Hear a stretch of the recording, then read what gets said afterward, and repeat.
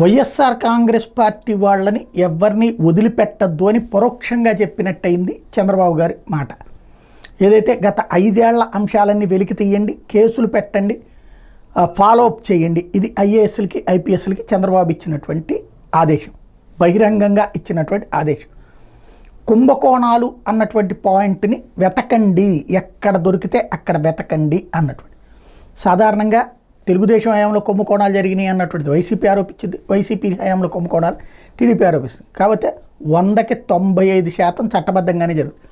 ఒక్క 5% దొరికినా సరే కేసులు పెట్టండి, అరెస్టులు చేయండి అన్నటువంటిది నాడు వైసీపీ చేసిన ప్రయత్నం ఇప్పుడు తెలుగుదేశం పార్టీ కూడా చేస్తుంది. కాబట్టి ఇప్పుడు వైఎస్ఆర్ కాంగ్రెస్ పార్టీ నాయకులు ఎంతమంది బయట ఉంటారు, ఎంతమంది లోపల ఉంటారు అన్నది తెలియట్లేదు. అందుకనినే పార్టీ వెంట తిరగాల లేదా పార్టీ నుంచి దూరంగా ఉండాలా ఎలక్షన్స్ దాకా అన్నది అర్థం కావట్లేదు.